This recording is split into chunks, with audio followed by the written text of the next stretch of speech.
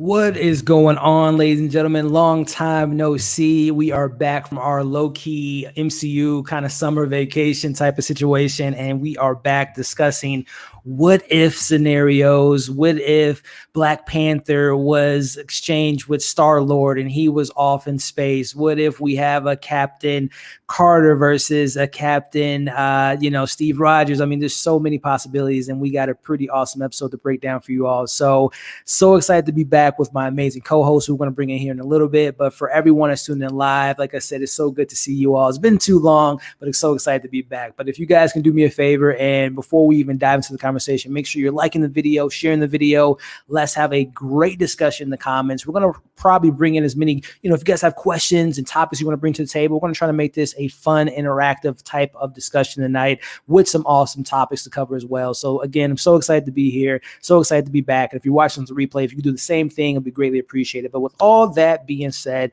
I am so excited to have the gang back, the crew back. We were DMing each other the other night and trying to come up with some names to give this crew. And Chris might have a name that he might toss to you all. Let us know how it sounds. But nonetheless, let me bring in my first co-host. I'm so excited to have her back on the channel. As you all know, she is a huge Marvel fan, DC fan, comic book fan, a great content creator, has incredible articles she writes on the websites, incredible reviews she puts out on the channel. She collabs with everyone to show support and love. And I'm so excited to have her back. I'm talking about the one and only Amanda. What is going on? Hey, I'm so happy to be back. Welcome back. How you been? I'm good. Just pushing through. And I'm really happy that we get to do this again with another MCU show, Elliot. I'm so excited. Again, Michael Jordan and Scotty and Phil, they were winning in the 90s, right? They did back to back to back. Lakers in the early 2000s, back to back to back, but no one's been able to do it 4 times. So we're back to try to get that 4-piece with me, you, and Chris, and all the people we'll have on. But Amanda, if you want to let the people know what you're all about, where they can find you, the stage is yours. Yeah, well, I'm an entertainment journalist and film critic. You guys can always find me over at AMX NDA Reviews on Twitter, Instagram, and Letterboxd. You can check out my YouTube channel, Candid Cinema. My Suicide Squad review is up, and obviously my first episode review of What If is up right now. And you can check out my website, candidcinema.com. Definitely do yourself a favor, guys, and check her out. What besides What If, what's been on the radar, Amanda? What have you been watching lately? Any good stuff that people should be looking forward to? I tried to catch up on the Emmy shows, like the Emmy nominations. So I finished Mare of Easttown. Yeah, I finished that, and then I started watching Hacks. And is that show pretty good? I've heard some good things about it. It's fun because Jean Smart got nominated and the show got nominated. And she's really wicked. And then I caught up on Ted Lasso, and it's just like it's a good show. Such a bright light. Such a bright light. So no doubt. I want to know though, quick question about Mare of Easttown. Did you suspect the killer?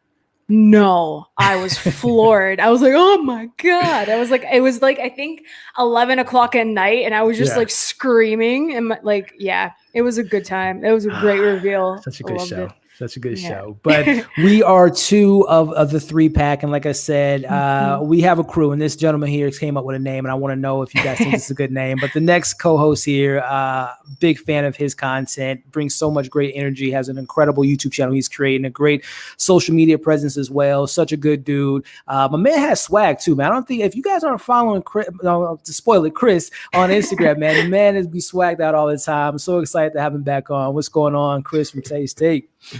Might be the best intro yet. What up? How we doing, man? What's going on, man? How we doing? Man, we're doing good, man. We got Marvel back, so I'm good. I get to be on YouTube with y'all people, so we grooving. Yeah, man. Chris, what have you been doing, man, since last time we saw you? Like I was telling people, man, you swagged out, you going on, vacations and hanging out with, Tessa and Michael and doing your damn thing, man. What's been going on? Yeah, man. I've been outside, what they say is a shot girl summer, so I'm trying to be outside. Yeah, man, I was dope. I got to check out Suicide Squad super early with Tessa. Shout out. Yep. Mama's geeky. We actually did that with Andrea. That was dope. And then randomly ran into Mike out there, randomly ran into Frankie out there, randomly ran into 2 of our friends from Christine's channel. Nice. Crazy. I was like, yo, this is like everybody in the city is in the same little theater. So hopefully we can do that some more for some upcoming movies. But it's been dope. I just came back from Las Vegas, so you already know half of my spirit is still there. I'm waiting to get the rest of it back. But we just been fun times.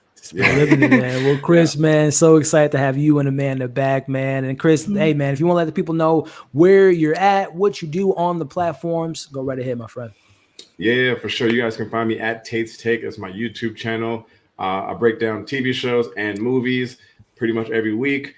If you're into that kind of stuff, try to give you a little, background on the topic of what's going on. And then, you guys can find me in my Instagram, my Twitter on there. So if you guys want to reach out and just have some conversation, just have some good dialogue with me, subscribe to the channel. But I know this community is, we're all sharing our fans. So if you know me, I'm sure you know the rest of these guys. So I'm just happy to be in the conversation.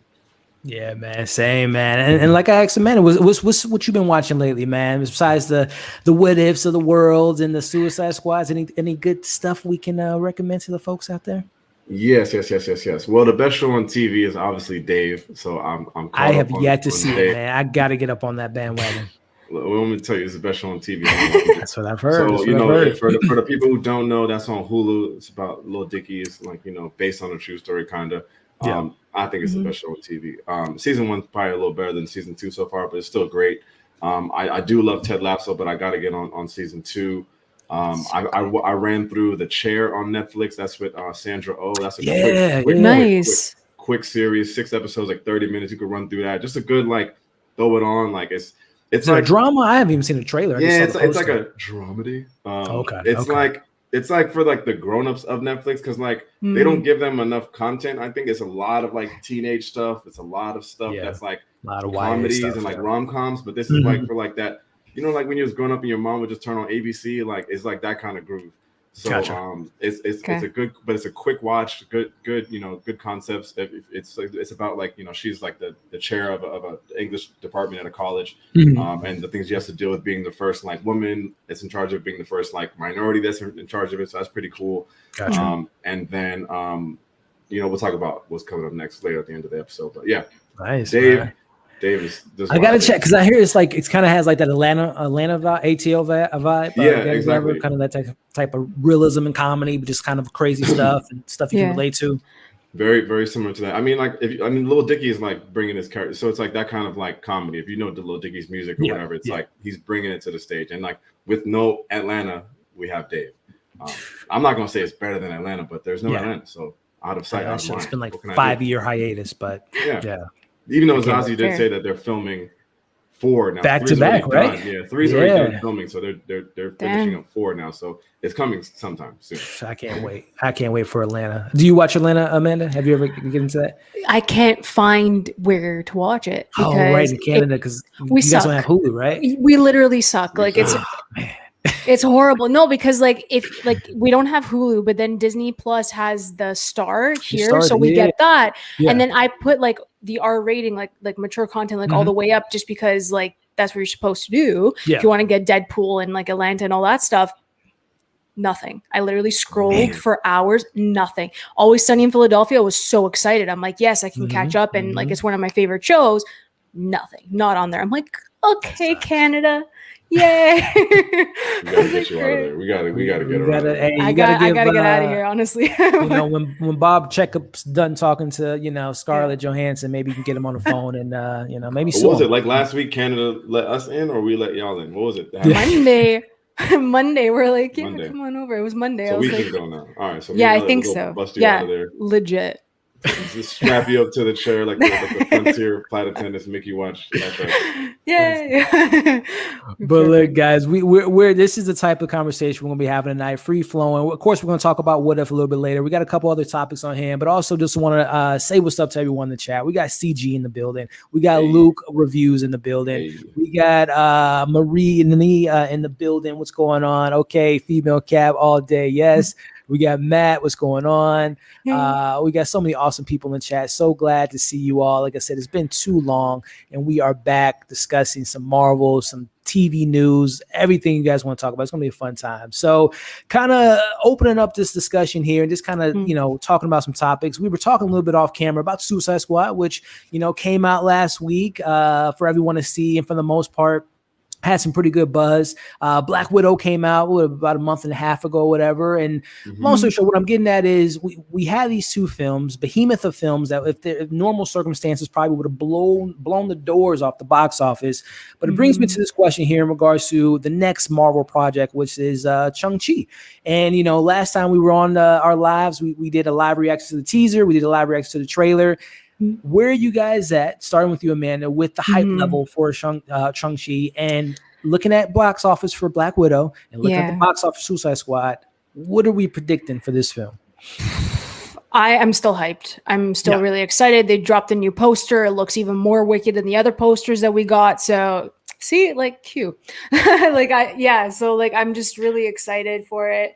And he looks great. I'm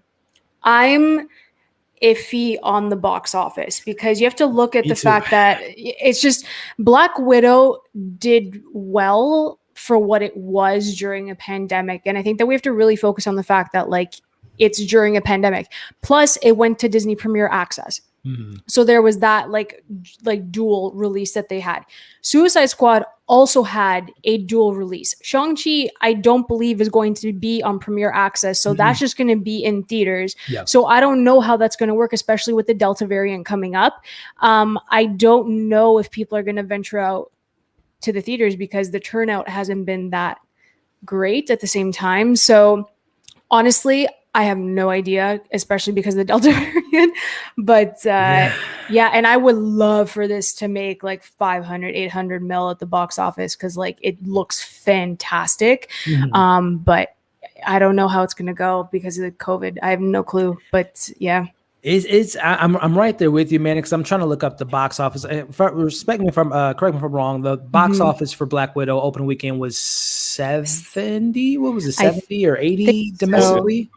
Close at 80. I think I recall. Close to 80. Okay, so it was 80 million domestically, and then it did like 60 million on Disney Plus Premier Access, and then it had like the biggest drop off in week 2 and week 3 and so on and so forth. So, posing it to you, Chris, man, should our boy be nervous? Now again, he doesn't have to worry about this film, doesn't have to worry about the whole Disney Premier $30 strictly in theaters, but with this Delta variant, you know, we saw that with Suicide Squad, which is we'll talk about that in a second here with, you know, rated R and all that stuff. But should Shang-Chi be worried about the box office, man? No, I don't think it should be worried. It should understand what it is. Like, number one, this is like a new movie, so like Scarlett has Scarlett and the history of we love Scarlett. We're gonna watch it no matter what. We're gonna go watch. Plus the Disney Plus, you know, thing makes it crazy. Shang-Chi, of course, the trailer's fire, but like it's a brand new character to a lot of people. I think this will do much better than Suicide Squad. Suicide Squad did lower than I would have expected it to do. Same. But Suicide Squad also had HBO Max, so it's like another little thing, and then who knows how much they made on that.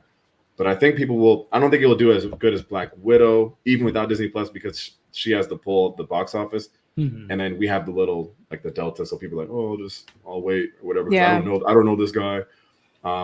But if people like us review it and say that it's fucking dope, then maybe people will go outside and go watch it. But I predict it to be under Black Widow opening weekend, above Suicide Squad. And I predict the movie just to be good. Most importantly, I think it'll be a good movie. I mean, to your point, you know, as far as buzz, I believe the world premiere or the red carpet's Monday. If I'm not mistaken, I think they're going to be allowing press to see it on Monday. I believe so. I think I saw someone say that they're going to be going to see it on Monday. I could be wrong. You know, Twitter obviously isn't the most reliable source, but I think at least in the next coming weeks, because it does come out September 3rd, so it kind of lines up. Because Black Widow, they did a premiere almost like 2 weeks before the film came out or whatnot. But I guess I didn't realize how close it was to September. It's right around the corner. This year's been flying. It's just so sad. Not related. Do you know that we're less than 6 months away from the 2022 Winter Olympics? Don't say anything. Please. What happened? Bro, I want to cry already. Stop. Hey, Low Key and Sylvie and He Who Remains, they're messing around with the time. They messed it up. It's all jacked up nowadays. So I guess I gotta look for the screening then because I gotta see that. ASAP. Yeah, man. I would say for me, the marketing has definitely picked up. I don't have cable, but I see it on YouTube ads, and I've seen that's TV spots on whatnot, and I think they're definitely pumping up the ads. But I don't know, man. I'm just not getting that Marvel hype level on this film. Same goes with Black Widow. Obviously, the door's gonna go off the chain when get that Spider-Man trailer, which we'll talk about here in a second, but. I'm kind of in the same boat with you, Chris, in regards to I think it's going to definitely do better than Suicide Squad. But as far as like 80 million opening weekend in September, I don't know schools for kids. I don't know if kids are back in school now or are they going back. I don't even know if they're in school. Yeah, they're going to be in school. Because Labor Day is the first like kid holiday usually. And our kids, are they back in school or are they doing online? I don't even know. It's both. Is this hybrid situation? Yeah, I think there's a hybrid situation. Yeah. I don't know. But going back to what you said about like, Shang-Chi and Black Widow not having the same hype, I think we were just all so hyped going into Infinity War and going into Endgame because that was like the thing we were waiting for. And now it's like we're trying to like a whole new path now and we're trying to build it up again. And I think that's why it's like down, like it's down here sometimes. Like we don't have that same like excitement. Like we're excited, but it's not like it's a connected universe that we're like, holy crap, we have to go watch this because of this, this, and this. So like it sucks because like I've talked to like a lot of people and they said that they're not even watching the shows like at all and they're just gonna watch the movies, and I'm like, that's fair, like it's totally up to you because they don't want it to be that connected. And like I don't know how you guys feel about that and like having that much connectivity into something and putting that much like effort into something like for the general audience. Yeah, I mean that's we talked about that with. I mean, obviously, Loki is like a must watch for if you're going to be watching, Doctor Strange and Spider-Man and obviously even WandaVision to a certain extent, but more so Loki. I mean, as you know, we talk about these shows so far these last 8 months. It's easy work for us, right? But to your point, though, I mean, it is a lot to ask of a general audience to, are they watching What If? Have they watched Low-Key to kind of know what's going on? And as far as Shang-Chi goes, man, I just don't know what to expect from this box office wise and expect if people will be, now that this whole premiere is not going to be on the table, those families that did pay, the 60 million that Black Widow, that's not chump change. 60 million is a pretty, pretty penny. It's double the amount that Suicide Squad made in this theatrical run. So, I mean, I don't know, man. It'll be really, really interesting to see what this film does. And as far as like the hype level, I think people are still excited for it, but we'll see what this Delta variant does. And if people will be running out to go see it in theaters. Do you guys plan on checking it out in theaters? I guess just roundtable stuff. Yeah. I watch the most nonsense movies in the theater. I hope so. Every week. I hope so because it's like right before TIFF, so hopefully I can like squeeze it in there. But like at the same time, like I'm also worried for like my October slate, which is like majority of the horror movies and freaking Dune. Like if we close down, then we're not gonna get any of that or like No Way Home. Like we have to look at everything that's coming in October because that's when we closed up last time. So I'm thinking if we close up again in October, then October onwards is like, are we gonna postpone? I heard rumors that like Venom 2 was gonna get postponed and get delayed. So I don't know. I'm excited for that because I'm so excited for that. But I'm just saying, like, there's movies like that that are already like in talks because they removed the date from the trailer for Venom 2. It just says this fall. So like that can change into like this Christmas or like next year. Like even what's my man Big Red, the red dog, Clifford the Red Dog got completely taken off. I was so excited. He was going to be on the big IMAX screen. Too, wasn't that his film festival? He was promoting the IMAX screen. We're going to see Clifford in IMAX. Poor Clifford the dog. But so I don't know, man. I'm really hoping that things don't close up again, and we can go out and enjoy these films in theaters, especially Shang-Chi. I'm really excited to see the master of martial arts on the screen for the big time, and all the different cameos and the proper introduction to the Mandarin and all that stuff. So fingers crossed. Let us know in the chat, guys, where you guys are at with Shang-Chi and seeing it in theaters, and if you guys have any box office predictions, let us know, and let's continue that conversation. But quick shout out to a big supporter of the channel here, and Love Rims 17, as she says, sorry I was late but happy to have the squad back, which by the way I forgot, Chris, squad name. Right. We gotta talk about that here, but also she says, miss you guys. I love you always, Elliot. Thank you so much, Rems. Love the support. Appreciate the super chat, and so glad you're able to meet to join in tonight. But to that point with the squad, Chris, we were me, you, and Amanda. We were on the DMs last night, coming up with some names, and you had a pretty interesting name, man. What's that name that we might go by moving forward? It is indeed a working title, and it is indeed patent pending. So I will slap litigation on everybody in here, but some variation of Aces or Aces Wild, representing ACE, Queen Amanda, Chris, and Elliot. It's the letters. You see how I did that there? This is what I do. I spend a lot of time with letters and words. You just came from Vegas. That's why the ace is like. Aces Wild. Yeah. I don't even gamble. It was around me in the universe. So Aces Wild, Ace of Spades, Ace of Diamonds. So it's something in there is going to be official. Nice. We're going to get T-shirts. It's going to be fire. Coming soon. Merch. I'm gonna design it. Don't even worry. Merch. You don't even gotta hit fire or none of that. I'm gonna hit it for the freezy. There you go. What do you guys think, man? What do you guys think of that name for the squad here? Let us know in the chat. But I like that one. But again, shout out to you, Rems, for the super chat. And again, so glad you're able to join us tonight. But kind of transition to another topic we want to bring to the table before we dive into the latest episode of What If. But speaking of Shang-Chi and delays, and Amanda kind of alluded to it, but Spider-Man No Way Home.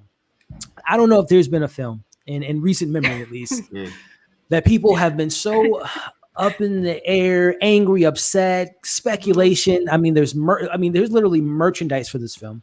There has been these little, there's a leak every now and then. I don't know how many scripts I've heard of this movie. This and Marvel's normally lock and key. We haven't seen set photos for the Eternals, which is coming out soon. Shang-Chi's coming out pretty soon. I don't know any leaks about that, but somehow we know everything about Spider-Man. So brings me to a couple questions. When do you all expect a trailer? If you guys want a trailer is another thing to kind of pose in there. And Amanda alluded to it. If this Delta variant continues to go the way it's going, we're in another wave of this pandemic. Is it possible that this film gets delayed? Fully loaded question. Start with you, Amanda. I would prefer a poster. Because I know that Sony is handling the marketing, which is scary in itself, but exactly. And I don't want a full ass trailer with them ruining everything, which they've been known to do. Which they do, because I feel like I watched the entire Venom 2 movie in that trailer, but I ain't complaining. I'm very happy. It's just the fact that this one, there's secrets. We don't know if Toby's there. We don't know if Andrew's there. Like these are massive, massive secrets. And like James said in the chat, actually, he's like, this is not going to, like, the trailer's not going to come out for like another 2 months. But the thing is that I would literally, to hold us over, I would do a poster. Nice and simple. I do a poster because, again, with the Delta variant, like we said, it's going to be really hard for all of us to get a teaser like we did with Dune. We got a teaser and then they delayed it until this year. That's what they did last year. So I think it's gonna be very heartbreaking for all of us to get a teaser and then like dissect their shit out of it, because that's what they're gonna end up doing, right? So I'd rather just get a poster and then hold off on the trailer if we do not get No Way Home this year. That's what I would do. Now, as our Venom expert, Amanda, when was the first Venom teaser? That was this year, right? I believe it was earlier this year, yes, because they also delayed it, and then it was originally supposed to come out in June of this year. Right. And then they delayed it to October, which I love because it's like horror vibes. Like, why not put Venom of all things there? So I think, it was June. It was near my birthday. I was like, yes, I'm going to get Venom for my birthday. And then that didn't happen. So, yeah.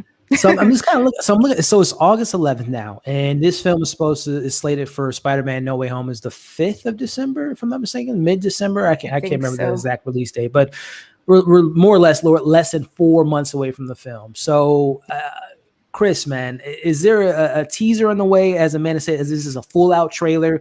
Is it a poster?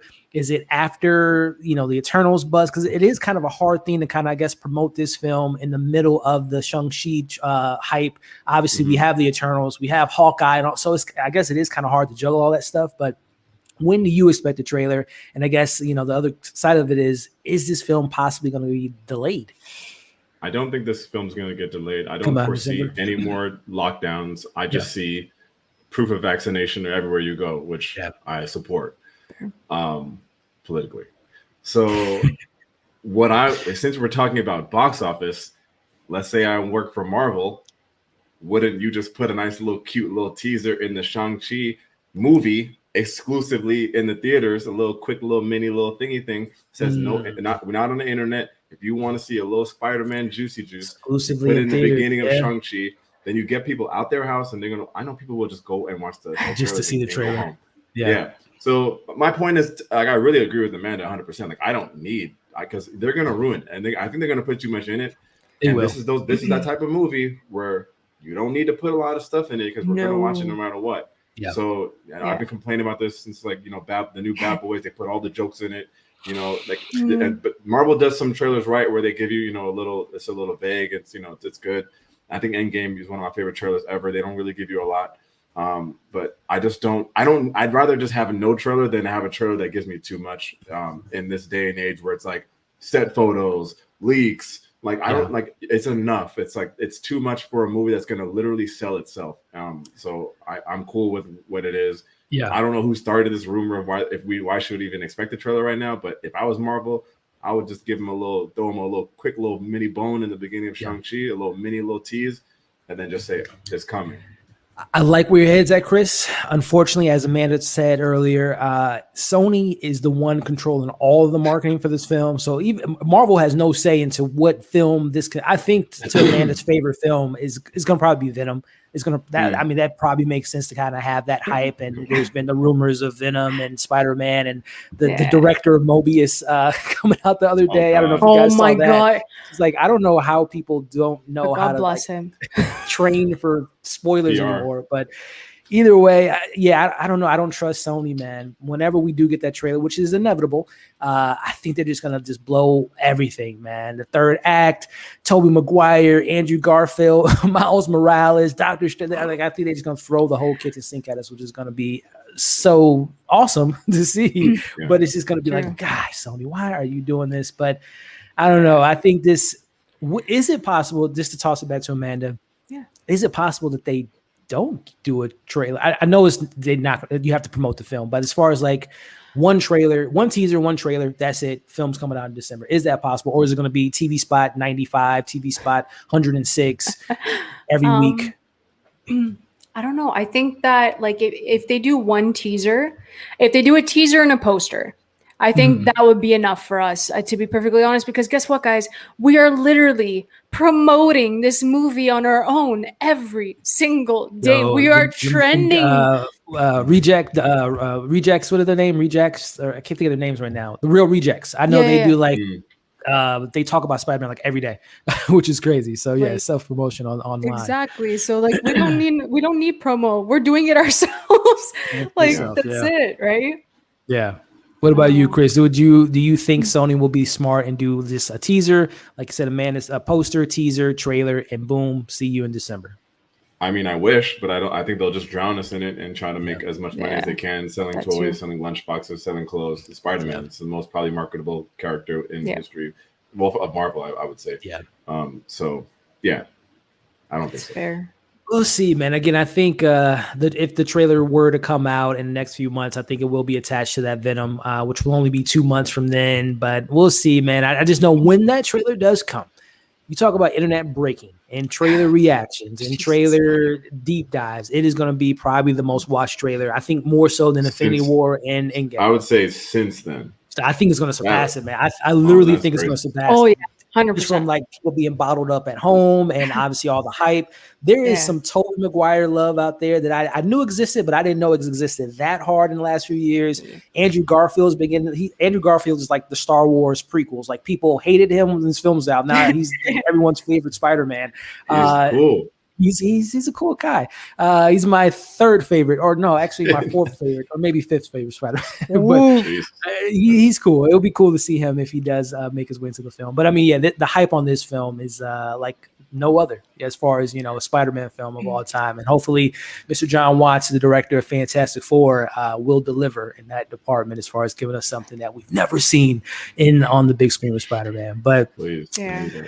That trailer, I'm telling you, is going to be ridiculous. But quick shout out to my main man, Brandon from Just My Opinions, coming in here, showing some love with $25 super chat. Thank you so much, man. He also had a comment a little bit later talking about, let's get the party started. What's up, Elliot, Amanda, Chris? Hit the sub, like button, everyone. Bob Chepik, so he does suck.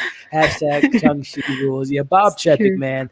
Before we go into What If, I just want to get you guys' thoughts on this. This has been the topic of debate for the last, I want to say 2 weeks, but Amanda, Scarlett versus Disney, Mickey Mouse himself, which, by the way, the memes and the video clips, I saw one today with Mickey Mouse.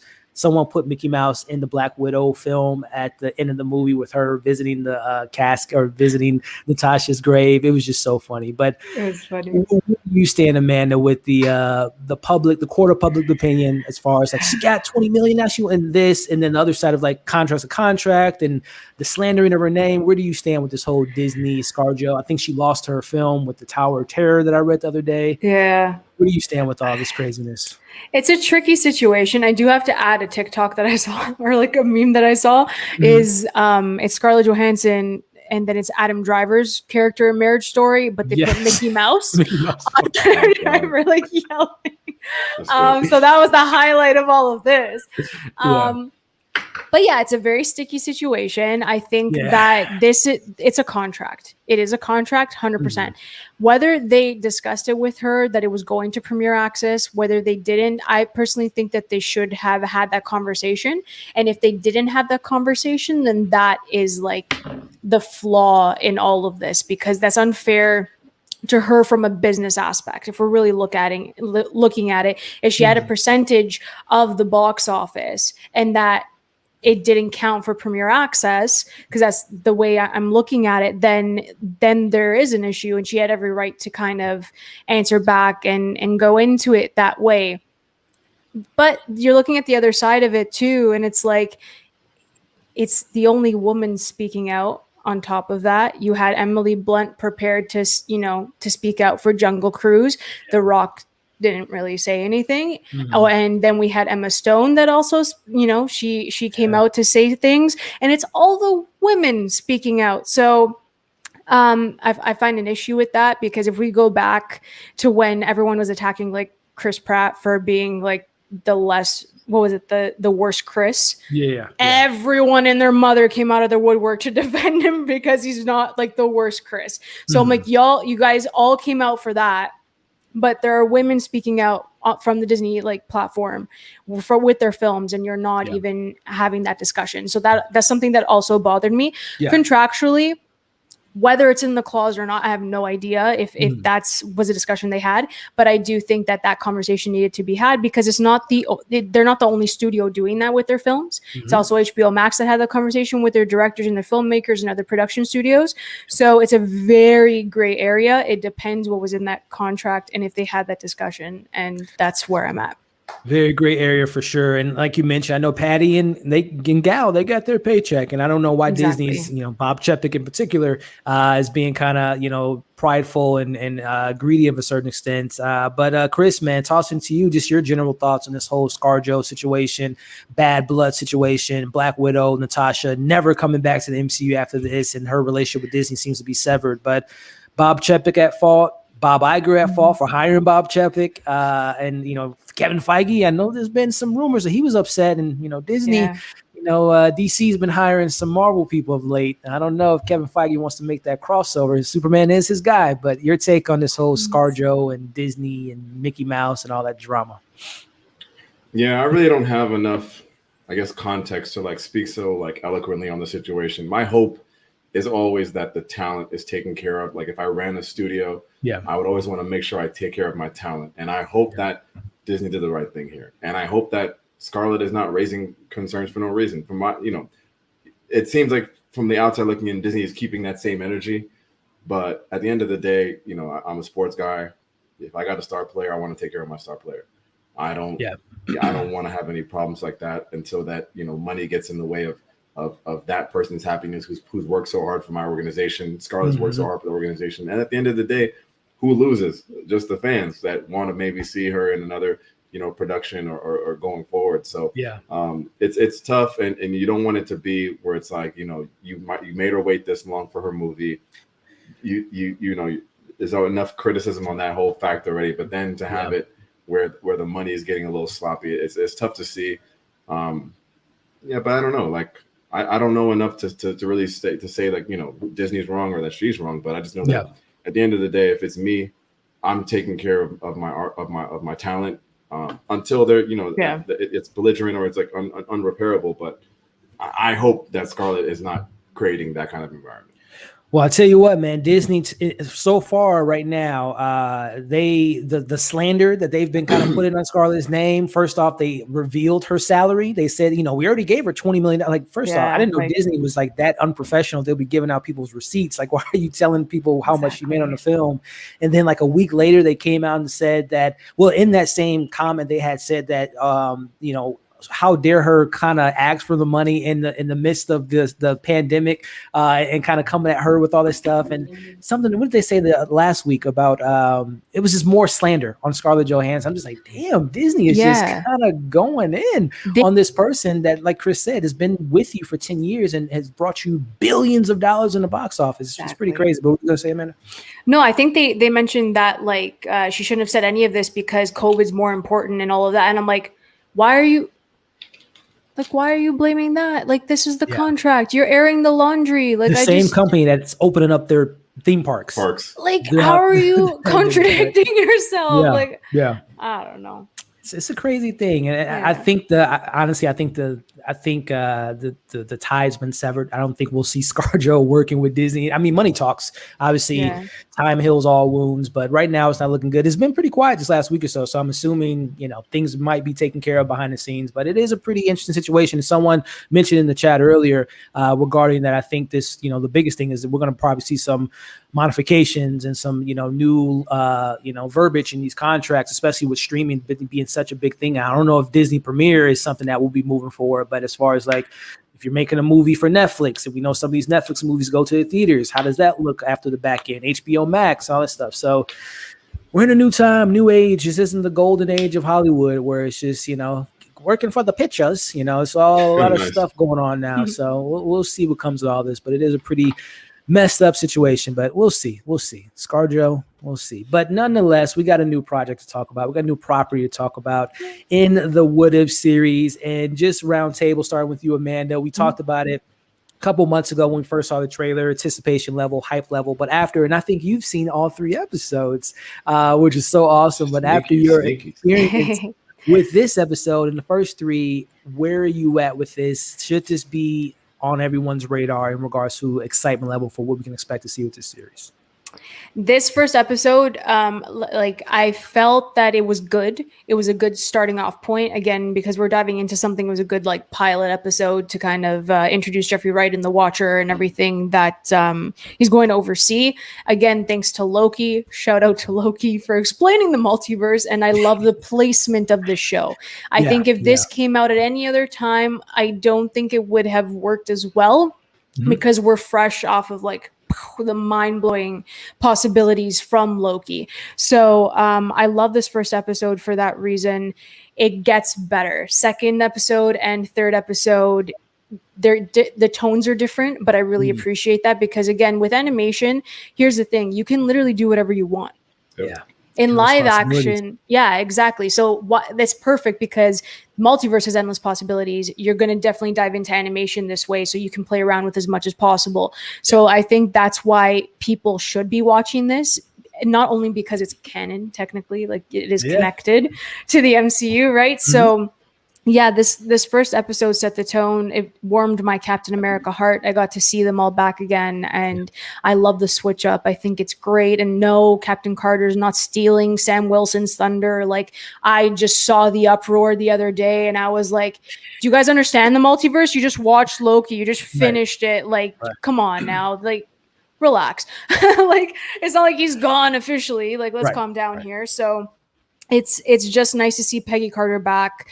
Her relationship with Steve is something that is just so personal and beautiful to me, and we got to see that chemistry as well. So I enjoyed this first episode, but second one, that second episode, guys, like, it takes the cake. I'm not going to spoil anything, but honestly, it takes the cake. And then the third one's a bit darker, and I really enjoyed it. So I can't wait. Can't wait. Yeah. But hey, tossing it to you, Chris, just kind of, again, going into this show, expectation level, Amanda, alluded to it. This is canon.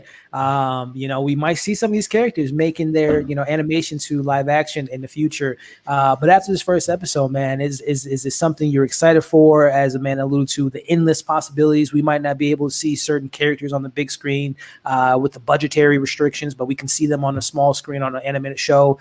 How do you think about all this stuff with this What If series, man? Before I answer that, the show does continue. Like, they're not one-off episodes, right? Amanda might be able to answer that better than I can. Yeah. Without spoiling, I think there's like a setup with. I'm just guessing with the way that I watched the second and third episode. There's a setup for the first half of the season, and then the second half they'll kind of go back and forth and patch that up, type of thing. I'm not 100% sure how they're gonna work that out, but that's the vibe that I'm getting with what happens within the first 3 episodes. And also, too, the director came out the other day, and just as far as Peggy Carter goes and Captain Carter, she's going to be back as far as future seasons. So I'd assume they're going to probably tie some, connective tissues or whatnot. But we'll see. Gotcha. Yeah. So I was excited about the idea of the show. I thought it was interesting. I don't know if this is like a hot take, but I kind of don't want it to be connected to the rest of the MCU live action. Like, I kind of just wanted this to be like theoretical, in its little corner, like, take a little break from, someone mentioned it in the chat about MCU fatigue, and I'm not fatigued at all, but it's like a lot of keeping up with, because phase 1, 2, 3, it's pretty linear. Now when you talk about multiverse, timelines, variants, it's like, what? Okay, which time is this? Like, which 2012 is this? Like, is that good Loki? Is that bad Loki? Yeah. So I kind of wanted this to be like just a separate little piece. Just, hey, if you're into Marvel, you would love watching this cartoon. But watching the show, it's probably a little better than I thought it would be. Someone's review I watched said that episode 1 was I don't know if it was the worst or their least favorite. So I'm looking forward to the rest, because I like episode 1. Peggy Carter's I think she's in my top 5 for Marvel crushes. I gotta write that. But I thought it was dope. I thought the way that they reimagined it was dope. I thought the animation style was very good, even though someone on the internet, there was an article complaining about some fans didn't like the animation style, but I guess people complain about anything. But I thought it was really well done. I like the animation a lot. I have no complaints about it, and I thought the episode was, I like the length of it. It got into it. It made everything made sense. Nothing was really like, wait, how that? I thought it was good, and then it leaves you at the end with a little like Avengers 1 little drop there. I thought it was cool. Yeah, I'm right there with you all. I really enjoyed this first episode. Like you, Chris, I'm a big Peggy Carter fan. Peggy Carter, first off, let's talk about the first Avenger. I don't know why the film does not get as much love as it should. I think it's one of the best origin stories in the MCU. This might be a hot take. I take Captain America First Avenger over Iron Man. I'm sorry. God bless you. I'm sorry. It's a lukewarm take. It's not. It's an unpopular opinion, but it's not like a crazy take. It's the truth. I love that film, man, and I love all the homages that we get, and like you guys said, we get modifications of the same scene, just in a different perspective. And like Amanda said, the easily the best romance in the MCU is Cap and Peggy, and it's like not even close how much the chemistry's there, the love's there. And by the way, shout out to Peggy Carter. She sees the man inside of Steve and not the man on the outside, the little skinny scrawny guy. She sees his heart and what he can offer. So I love their relationship. So I thought that was really beautifully displayed in this episode. And also too, this is an animated show, but this is pretty violent stuff going on, just like the first Captain America. People getting shot and people getting thrown in the fires. I'm like, okay, Disney, I see what you're doing here with this a little bit more mature. No blood. Yeah, no blood, unfortunately, on the animated side. But my only thing, and Chris kind of alluded to it too, my only fear as far as like, your thing was like being disconnected from the MCU. My only fear is that we're going to probably see certain characters only be relegated to animated shows and not get a big screen adaptation, whether it be, I'm just using, for example, like Miles Morales. The first time we saw him live or anything was an animated show. And I don't know if we'll see it. Hopefully, I think we're going to see him in the live action. But hopefully. I hope they don't take, like a Nova character or take some of these more obscure, Midnight Brothers and like the more obscure stuff in the MCU and just like relegate them to animated and not give them the live action adaptation that they deserve. So I hope that doesn't become like a cop out, like, hey, you guys wanted this story, we're going to give it to you in animated form and not spend the money that it probably deserves for live action. So that's my only fear with this new animation, because they're really going in on animation. They announced 2 days ago they have like a whole animation department and a new writers department. So like they're going all in on this kind of animation TV front. So that's my only fear, is that it might, slow down some live action appearances. So I hope that doesn't, is the case. But nonetheless, this first episode again, which was titled, as you guys see on the screen now,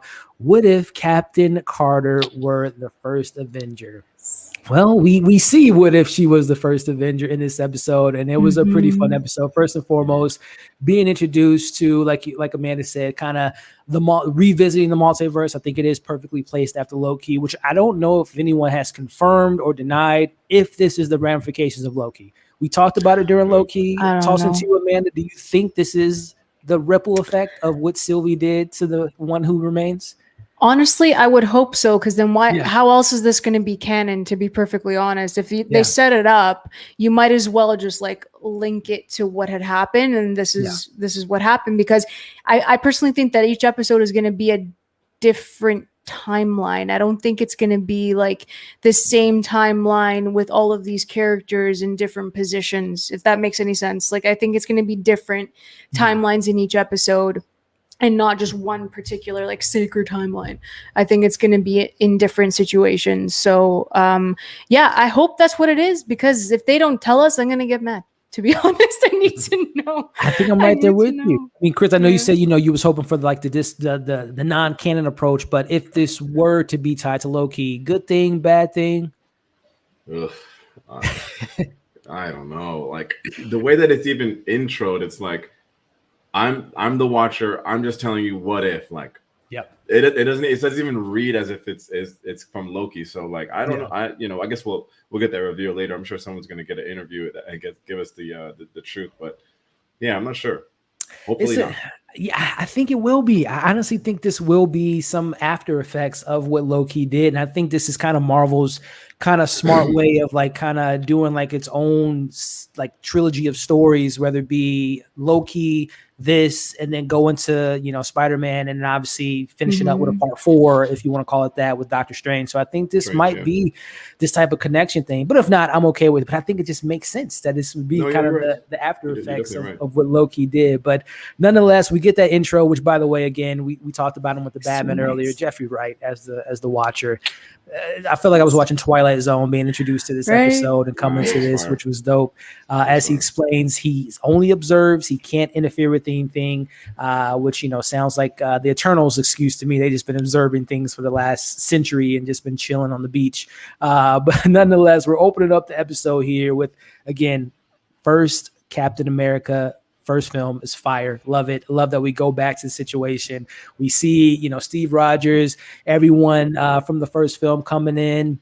And this is where things change. They ask Peggy, hey, do you want to go in the booth? And her, infinite possibilities coming to what if she says no? Well, we see how important it was for her to stay on the floor with Steve. And again, just tossing to you, Amanda, hearing all the voice actors coming back, besides, it's kind of weird. I don't know why they didn't bring Steve, Chris Evans back. But the guy that played his voice, he's, he had those isms, those Chris Evans isms. It was fine. But I would have loved to have, hearing Cap's voice. But nonetheless, your thoughts on this kind of the chain of the butterfly effect, if you want to call it that, her staying down and not going to the booth and seeing the ramifications of what we see play out in this opening sequence. What was your take on this? First of all, I think I was just like having an emotional day. I was already tearing up. I think I was already, be quiet. I was like having an emotional day.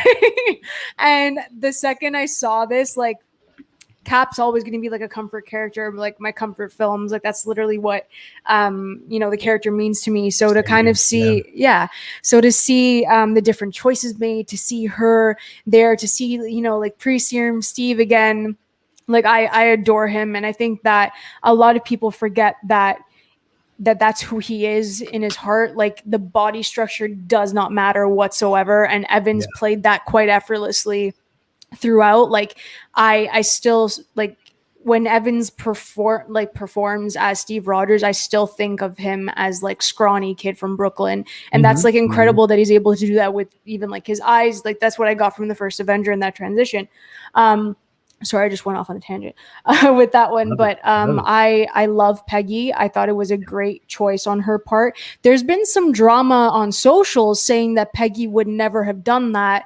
And I'm like, have you guys not seen the first Captain America? And by the way, a good recommendation is Agent Carter. She is, I said in my review earlier, she has just as much will, if not more will, than Steve Rogers. Like she's a determined individual. So not to cut you off, but no, of course, a Peggy thing that she would do, I think. Yeah, exactly. Yeah. She would love to do that. She wants to fight for her country. She wants to do better for everyone and fight, right? And it's the fact that she's a woman. It's really important to see that front and center, and to see her will, and to see her drive and her perseverance. And even we see that like later on in the episode, like the treatment of her as Captain Carter and the difference, in that treatment, knowing like the way Steve Rogers was treated versus the way that Peggy Carter was treated. So we do see that. But again, seeing those different changes, knowing that we watched the first Avenger and it's like, oh my God, this is going to happen to her. And like, this is going to happen, but what's going to happen to Steve? And like, what, like, it was just so interesting and fun. And honestly, going into this, I wasn't that excited. I was like, oh, okay, this is cool. It's coming after Loki. I'm not someone who really gravitates towards animated film, like animated TV shows. Yeah. Invincible earlier this year absolutely changed that for me. Like I will like take that gamble every time now. Yeah. But I think that the emotional beats that this episode plays is perfect because it does do those callbacks. And I think that's really important moving forward in other episodes. I totally agree. And before we move on to my man Chris, quick shout out to Angela with the super chat. Will the Watcher be a part of Doctor Strange 2? Great job.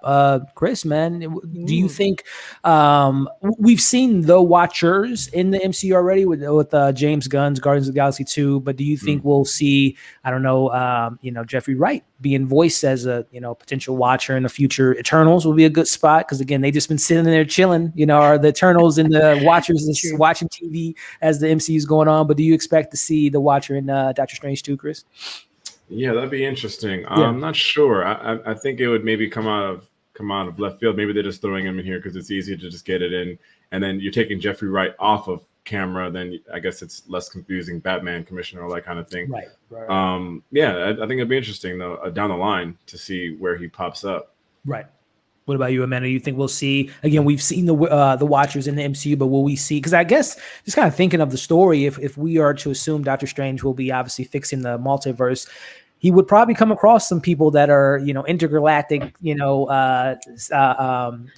characters, and the Watchers might be one of those characters. I mean, it's a possibility, but with No Way Home, there's 50 million people that are projected to be in Doctor Strange 2. So they could have a name drop. It's a possibility. Yeah.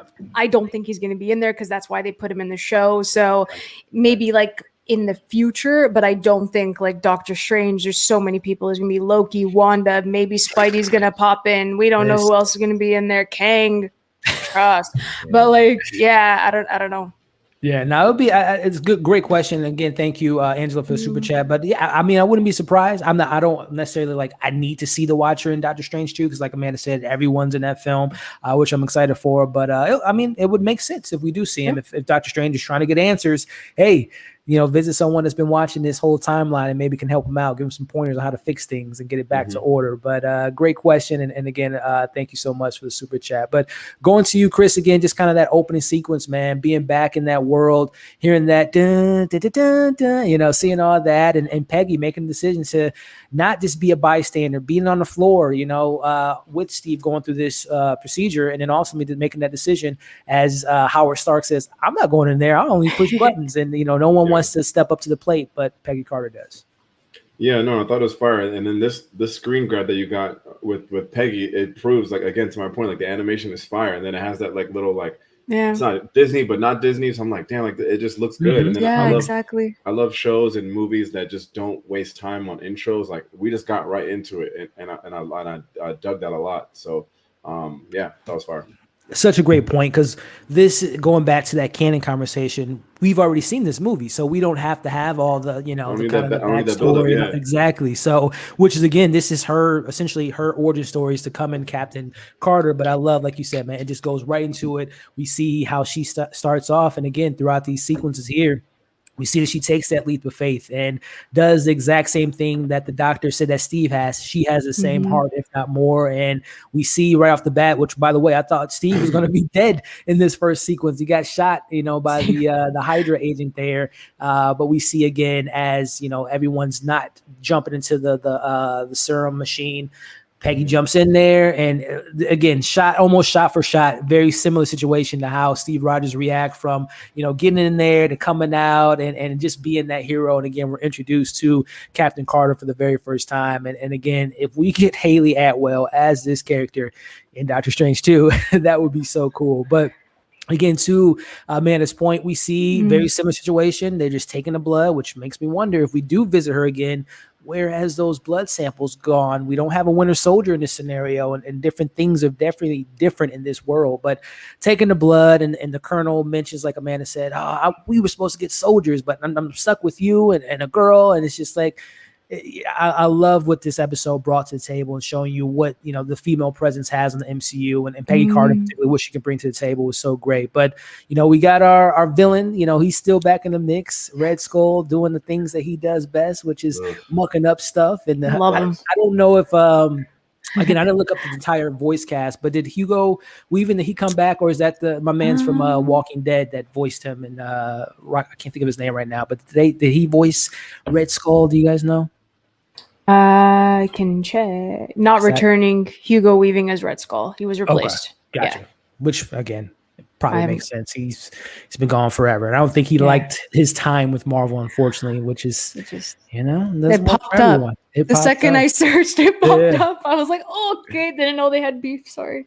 But again, just see more of this backstory with Captain Carter as she's throwing the place there, which is just showing you that she's going to be perfect at throwing that shield later on. But tossing it to you, man, as we kind of see this again, more of the backstory. Steve's in the background, but he's supportive of Peggy, going out there, fighting the good fight, and becoming Captain Carter. Again, I got emotional. I was very emotional watching this, because like pre-serum Steve, he's such an angel. He's literally a sweetheart. And I love that they still have that connection, that they kept that connection, and that Steve's going to be there for Peggy. And it's like a completely different situation entirely. But what Steve has to kind of deal with as her friend, or, love interest, whatever they wanted to do in this episode, is the fact that it is a very different time for women to take a power stance basically, and to be in power.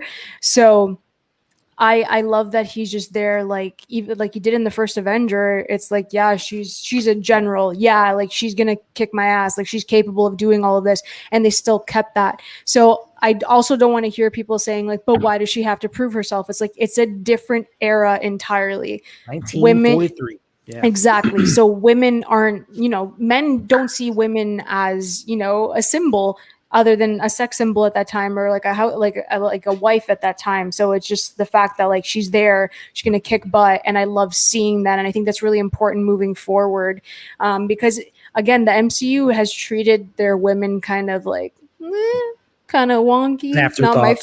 Not my favorite thing in the world. We have to really just get a magnifying glass. It's like, oh, this is what they're doing with their female characters. But yeah, I love Peggy in this, and that Steve really sees her as someone who is going to lead, and I love that. I love that too. And posing a question to you, Chris, in regards to, I'm glad that the show didn't make it like Steve was going to be jealous or be upset and go like completely 180 on what we know Steve Rogers to be. That would have been kind of like completely like off the radar for the character. So I really appreciate that they didn't do that particular narrative that you normally would see in this type of situation. But your take on this, Steve supporting Peggy and kind of encouraging her to be like, these lieutenants and soldiers, they don't want you out there, but you got to fight the good fight and go out there and be the Captain America, or be the Captain Carter that we know you can be. But your take on this whole relationship and this dynamic between these two characters? Yeah, I totally agree. It would. Speaking of what someone wouldn't do, and it wouldn't be skinny Steve to be hating or being jealous. But two things, yeah. To Amanda's point, like it proves the kind of time that we're in, because every time these douchebags are like, you shouldn't be in the room, and she doesn't punch him in the face, knowing damn well she could beat their ass, knock them out. Yep. She doesn't even think like I could even do that. It's like that's how like ingrained the 40s are into the scene. And I love the homage to the dumbbell, the plate, like when she kicks it up, like Steve kicks up in the elevator before she throws it into the wall, and I was like, oh, that's a fire little callback there. So yeah, nice love little it. scene. It was so many great callbacks to this episode. And again, I love the attention to detail, how they, again, recreate certain scenes that we saw in the live action and kind of give it to us in this animation form. Was so great. But again, that relationship between Steve and Peggy is just, again, it's the best in the MCU, like bar none. No disrespect to the Tony Stark and Pepper out there, or Gamora and Peter, or any of the love interests, Peter and MJ. But I mean, this is the best. This is the best the MCU has to offer, unlike Thor and with Jane. But nonetheless, we see that she is called to action. Tony Stark, or should say Howard Stark, kind of says, hey, I got this proto suit for you. I got this shield for you. Go ahead and be Captain Carter, and let's get that Tesseract, because the Tesseract is a world, we know it is an Infinity Stone. So speaking of cool animation, the action in this sequence here was pretty awesome. My only issue with this scene, and kind of this, like, without the episode, was the dialogue wasn't all that great for me. It was a little, I don't want to say cheesy, but it was a little. I knew you were gonna say cheesy. This is a little too cartoony for me. Which again, I know they're trying to play to both audiences, younger, people, younger kids, and an adult audience. But it was a little like, oh, let me do. I don't know what she said, but she was like, let me do that again. And then it's like brilliant, brilliant. But I mean, it is the four. I don't know. I guess it might play to the error, but it was a little bit just too on the nose for me. Yeah. But that was my only kind of issue with it. But again, the scene was awesome. Again, seeing her take out the Hydra agent, seeing her take on the Tesseract, seeing her fight the big dude at the end, and taking out people left and right was pretty cool. Amanda, what was your take on this action set piece, which was pretty awesome? Oh, I totally agree with you. I think it was really cool that she just, came in swinging. She did the superhero landing. She was a poser, and it worked out. I really love it. And I love that, like, Howard Stark is still being Howard Stark. He's a lot of fun to kind of watch. He was one of my favorite, like, supporting characters in the first Avenger. So it was a lot of fun that they kept it consistent. But yeah, Peggy in the suit and the shield, and literally, I think just hearing the punches, like seeing all of it, the flips, just awesome. Like, it was really well done for her, and she just came in guns a-blazing. I was really happy. She kicked some major ass. Chris, man, your take on this big action set piece, seeing Captain Carter in action? Yeah, fire scene, having her stop the truck, very X-Men Magneto. Obviously, those scenes are fire. Batman, of course, we get those. I love the subtle callback when she's talking about, like, the subtlety of the outfit, and then he's like, well, you're not gonna like this or whatever, the shield or whatever. That's a mini callback, in my opinion, to the maybe it's Iron Man 1 when he's talking to Jarvis and he's like, fire engine red. So I kind of crossed those wires there. The Howard Stark, I guess he's the most cartoony for me in the whole show, and then I let it happen because it's a cartoon, but like because I have to remember Captain America Howard versus, like, my recent memory of Howard is, like, the newer version of him talking to Tony through his, like, presentations or whatever, which is like a little bit more, like, subdued, more, like, professional. This dude was a little more he's a playboy, quirky. Just like exactly. So if you think back to Captain America, then you're like, okay, cool, I got it. But I hear you on the kind of cheesiness, but I was like, I just let it go because it is a cartoon. I was like, all right. Saturday morning cartoons, the boom, bow, Batman, bing, boom, all that kind of stuff. It definitely kind of plays into that. Exactly. But again, this is a small thing. And I would imagine, like Amanda said, she gave us some hype levels that kept episode 2 and 3 get a little bit more dark, a little bit more mature. So I expect the writing to be a little bit more more spruced up in that department. But speaking of Mr. Howard Stark, we see him always meddling with some stuff as he's getting Steve Rogers into action, which I guess we can say this is technically Steve Rogers is the first Iron Man in this particular timeline, which is like so funny in its own self. the man, going back to the first Avenger or the Avengers film, who are you without the suit? And now, Steve Rogers is the man in the suit. The first, I think they call it the Hydra Smasher C-15. Hydra Stomper. Yeah, Hydra Stomper. Yeah. Which was cool to see him in there. But first Iron Man in 1943. There you go. Which again, if this is canon, what are the ramifications of that? And we'll talk about at the end when Steve is, when she goes into the portal. Did Steve recreate S.H.I.E.L.D.? Did Steve, what was his life after all this? So many questions kind of go off of. But we see one thing that doesn't happen in this universe. There is no Winter Soldier, which is unfortunate. We don't see the metal arm. Obviously, We'll get there. We'll get there. Yeah, no. we took the scientists to do the experiments on Bucky to have him become the Winter Soldier. But we do see kind of it still play out that she saves Bucky and the 107th, the Howling Commandos. And we get follow that up with another action set piece. And this time we get to actually see Steve Rogers in action in the Hydra Stomper suit as they're taking out everyone and having a good moment there. And we get the classic montage that we got in the first Avenger as they're just going through different missions. It was a really cool one take of her and the helicopter or the ship and all that. It was just really cool. But Amanda, your take on, again, seeing the no Winter Soldier in this particular timeline, but just seeing, Steve and Peggy teaming up and the Howling Commandos taking out Hydra. I absolutely adore the Howling Commandos. I would love to see more of them. That was the one thing that bummed me out about the first Avengers, that we couldn't really get them in anything else because they're just so much fun. They're such a fun group of guys. Hey, Disney Plus, future show. Yeah, Howling Commando show with Bucky Barnes. Let's do it. Hopefully. But yeah, hearing Sebastian, his voice is very distinct in my mind as Bucky. So that was great. And again, it's when we get the actual voice actors that we know and we hold so dear to our heart because of the MCU, that's what makes the emotional beats work. Agreed. And that's why we're connected to it. But sometimes in other episodes where we don't get the same voice actors, it's kind of it'll take you out. But in this particular case, especially with Seb, I was really happy about that. Again, the callback to the first Avenger, I got emotional because that is one of my favorite sequences in the MCU is when they're slow-mo walking out and they're shooting and they're busting them out. So to have that callback in an animated series was really wicked, and it was fun. There's some cute jokes in there that I appreciated, so it was good. It was really awesome. Again, seeing them teaming up together and taking out Hydra one by one, again, was so great in the first Avenger. But it was so cool to see them in this, modified version of the story. But Chris, man, your take on seeing, again, Captain Carter, the Howling Commando, Steve in his suit, taking on Hydra, and then, having this awesome Rocky montage. Shout out to Rocky. No, I thought it was dope. I was it's because it's animation, the action could be crazy and it's cheaper and easier to execute. I thought it was fire. This girl's throwing motorcycles and stuff like that. I thought it was really elite. And then then Steve is in the damn Hulkbuster type of suit. I was how is he even gonna?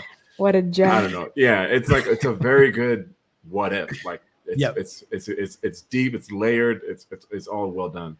I agree, man. And kind of speaking to that point, as far as, again, modifications, in the first Avenger film, we see Bucky, we see this exact same mission play out, but obviously Steve's in the mix, and it's obviously a different situation here. But unfortunately, we're to assume that Steve Rogers died on this mission, leaving, the whole crew, the Howling Commandos, Peggy and Bucky, upset, and they want revenge. They want to go on this mission and finally take down Hydra. They say, which was a great kind of speech by her, we might not win this war, but we can at least take down Hydra again, just showing you that they're willing to, she's willing to put her life on the line to stop this evil in what it is to Hydra. As we see Mr. Red Skull with his plans, he's retrieved the Tesseract, and he now has a mission. He has a goal to bring his champion to the world and obviously take Hydra to the next level. As we see the rest of this kind of episode wrap up, as he is opening up the portal to, I don't know the direct correlation or what this demon creature monster is. I don't know if you guys know what this is. Is this canon in MCU. I don't know what this squid If this was. didn't make y'all think of the Suicide Squad, I did. Okay. It did. It did. I'm like, why is Starro in the MCU? And that's Hey, what, I couldn't even handle it. I was like, this is we want that outrageous. DC versus Marvel film is going to be on Disney This Plus. is the crossover, bro. This That's is a real crossover what if. for. Yeah, what if Superman pulled up right now? There it is. We're writing season 2 already for Disney, but we see again heroes being heroes.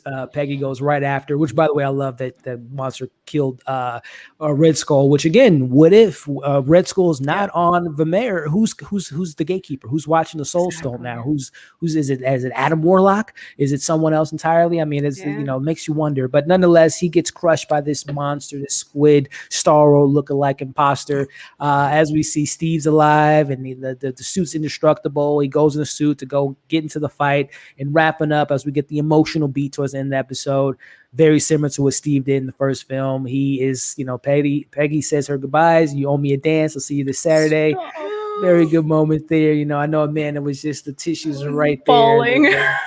The waterworks are coming as we see her go into the portal, being greeted by Nick Fury and Hawkeye, and we get the same kind of mirror image as far as 70 years later, we've won the war. And she says, of course you won the war, but now she's in present day.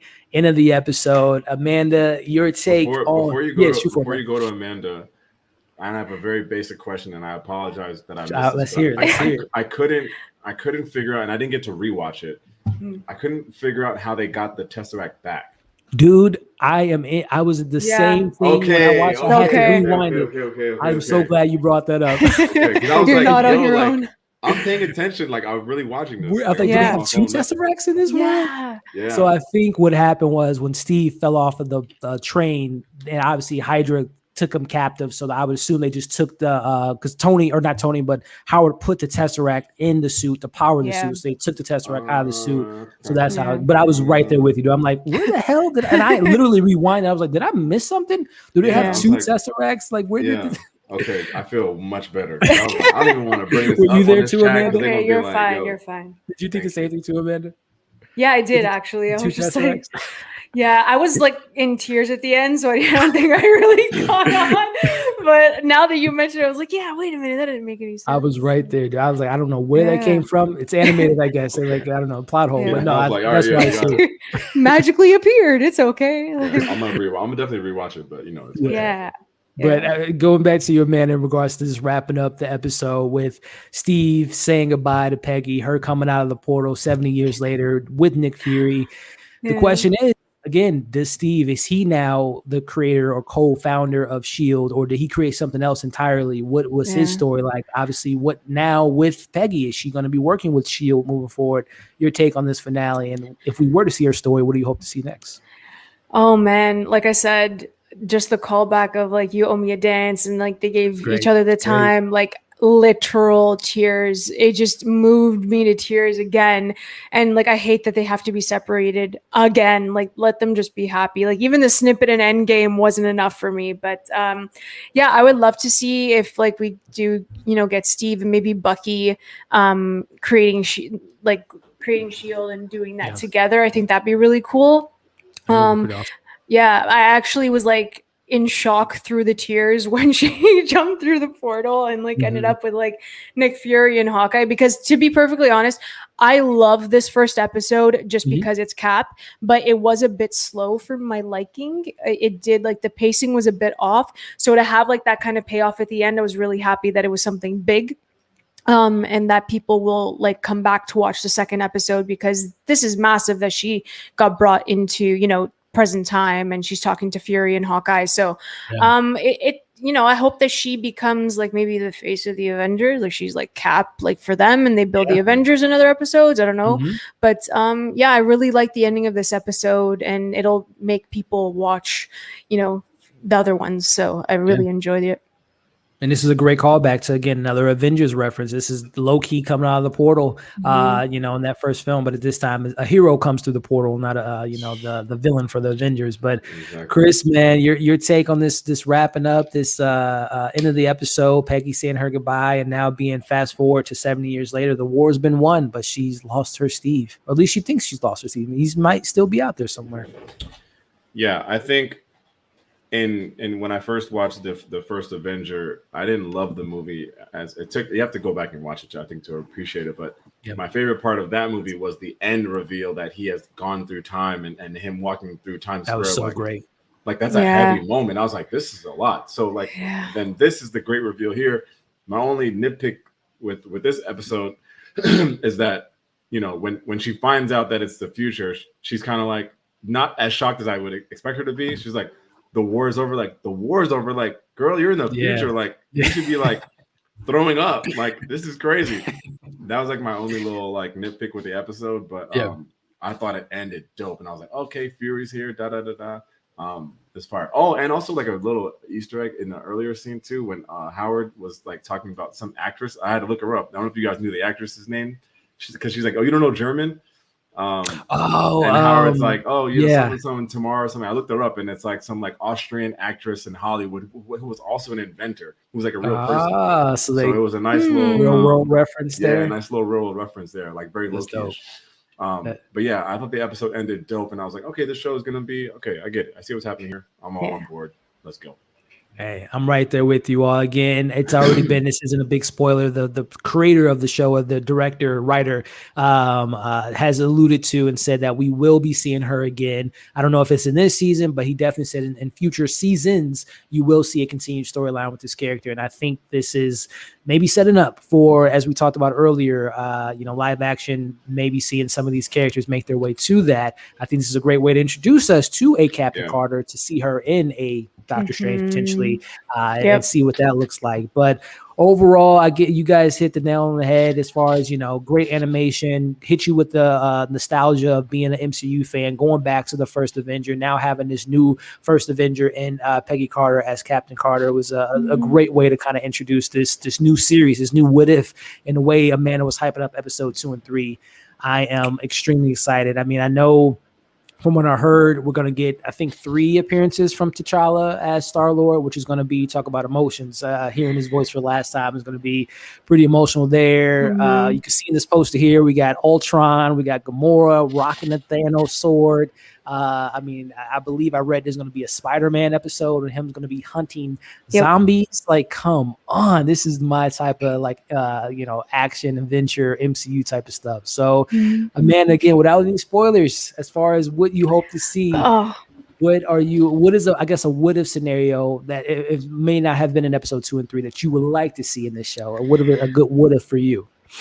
Oh man, I'm gonna stick the Cap route, legit, because Peggy Carter gets to be Cap, Sam Wilson gets to be Cap, Steve Rogers gets to be Cap. So hopefully in season 2, Cap's all day, and we get you know, our boy Bucky holding that shield eventually. I think that is something in the future that I would really love to see, just because I want all of them. I want everyone to shine in their own way, and if they can do it, you know, here in, you know, animated form, I think that'd be really great. So that's the one where like I'm really, you know, banking on it, and hopefully it does happen.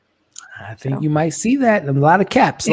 Chris, man, if there was a scenario out of all the MCU films, projects, characters, people that have died, people that haven't, you know, what if scenario would you like to see played out, whether it's in this show or a future season of this show? Damn, that's crazy. What would I want to see? Yikes. It's hard. Yeah, no, there's so many things. Like maybe like Ultron not being a dick. Like I love Ultron so much. Like if he was just nice, and him and Vision were like a team, and they just was like kicking ass guys. That'd be something cool. My buddy said that he thought that they took the Spider-Man episode out. Is that have you guys heard that? I heard that too. Rumor I heard was, I guess, that they wanted to make it darker, but they felt like I might be completely wrong. But I thought they said they wanted to make it darker. Along those lines. Okay, okay, got it. Yeah. He's still gonna have his episode. They're just not gonna go. I think they said they wanted to make him a spider, which actually he was a spider. And I don't know if you guys watched the animated show in the 90s, but I guess it was too weird for Kevin Feige. Yes. I did hear that there was a Guardians episode where it was exactly what they were going to do for volume 3. So they're like, no. Makes you wonder, like, oh, what is that? Yeah. Like, this is probably way too complicated, but like a reverse blip, like, because then if you don't have Stark, you don't have Tony Stark to like solve this problem. You don't have Ant-Man to solve this problem. That's a good. That would be pretty interesting. That's like, really good. If we would have T'Challa stayed, Spider-Man stayed, but like you just mentioned, all the original Avengers. Someone else has to figure this out. Yeah, that'd be so cool. Actually, that would be pretty cool. I think that's a good one. I don't know, man. I'm trying to think now. What would my? Well, you know what? It's easy. What if Thor: The Dark World didn't suck? What if Iron Man 2 didn't suck? Maybe we'll have I agree. I was hating on Thor: The Dark World. I gotta give that thing a nice, light some candles, play that movie again. Dude, Thor: The Dark World, which I think there's a Thor. There's a Thor episode, right, where Thor's like a partier, like party Thor. I think we're gonna get an episode of that. So yes, why not? I want to party with Thor. Party Thor. That would be awesome. But ladies and gentlemen, that has been the recap and discussion of episode 1 of What If Peggy Carter was Captain Carter, and she was fantastic in that role. And I hope we get more of her. And I can't wait to be back next week to talk about episode 2 and so on and so forth. And also more discussions. Hopefully by the time we do our next live, we're going to get a Spider-Man trailer. We're going to get, all the craziness coming at us. So we can definitely break that down with you all. But again, Amanda, Chris, I'm so glad the Aces are back. And we were back at it again, talking MCU and all that stuff. And everyone in the chat that's joined us tonight, all the super chats, all the love, all that stuff. You guys are incredibly awesome. And this is why we do this, to have a good time with the community. So thank you guys so much. So Amanda, any final words? What's next on the docket? What's the next film you're going to be watching? Next review you're going to be reviewing? What's next on your platforms? Oh man, well, this was such a blast. I love having these discussions with you guys, and the chat was so great tonight. You guys were awesome. Good to be back. I'm probably going to watch Free Guy tomorrow. I'm kind of getting fed up with all of these trailers, so I'm just gonna finally go see it. So that's probably gonna be the next review. You guys can always find me over at AMX NDA Reviews on Twitter, Instagram, and Letterboxd. You can check out my YouTube, Candid Cinema, and my website, candidcinema.com. I have some independent films coming up, and I'm prepping for TIFF, so my mind's all over the place. So yeah. Can't wait to see all that coverage. And I will say Free Guy is a lot of fun.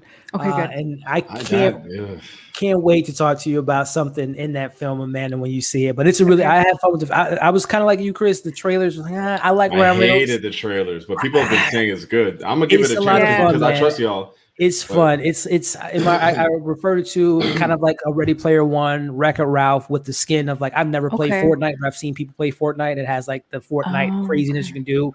And there's a lot of cameos. I'll just say that I did not expect, and I'll just kind of leave it at that. Ooh, okay, cool. So I'm excited Chris, now. you, my man, what's next on your docket? What you watching next? What's the next awesome review we can expect from Tait? Yes. I owe the Tate's Takers a video. I've been slacking, been traveling, but I'm gonna do a review for Beckett. That's the new John David Washington film that comes out on Netflix on Friday. So I just watched that this week. So I'm gonna try to get that done for you guys before it comes out Friday. And then I'm trying to get my eyes on Candyman sometimes, but it's like it's nowhere to be found. I don't know what's going on. I don't really want to see it because I'm scared. I don't have nobody to go with to hold my hand. So I really want to watch it for y'all, but I really don't want to watch it for y'all. But those are the two biggest things for me. There's a lot of stuff I feel like coming out in September is going to be crazy. But yeah, that's what I'm working on for you guys.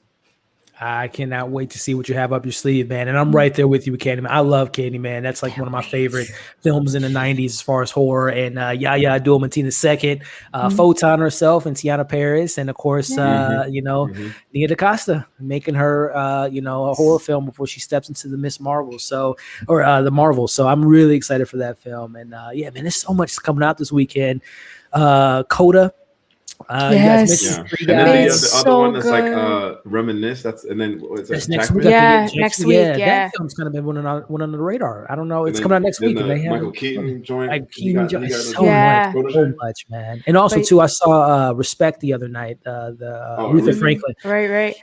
Yo, Fire. Jennifer Hudson brings it, Oscar and Marlon, talk. my man Marlon No Wayans way, is Marlon is good. No Marlon way. is really Get out of I here. You're Hey, love lying. him. Yeah. Yo, it is a good film, man. But yeah, there's a Good. lot of stuff. As Chris mentioned, I'm watching Beckett pretty soon tonight too. I'm excited to see Mr. John David Washington and Alicia Van Kinder in a what is it, a spy kind of espionage drama thriller situation going on. I'm excited to check that out. And again, Coda. I feel like I know what you're gonna say about it. I'm gonna wait though. I'm excited to see it, man. I gotta watch it. After seeing Tenet, my man, I got to see him in another action film. So really a lot of stuff to look forward to, guys. And again, we'll be back next week talking episode 2 of What If and hopefully some other big Marvel news. But again, to everyone that tuned in live, we appreciate every single one of you all. The chats, the love, the shares, the super chats, all that fun stuff. We really appreciate it. And again, we'll be back next week. And if you're watching the replay, like, share, comment, subscribe to all of these amazing, Amanda, Chris, myself, and support each other's channels too. There's a lot of people that have their own YouTube channels in the chat. Check them out.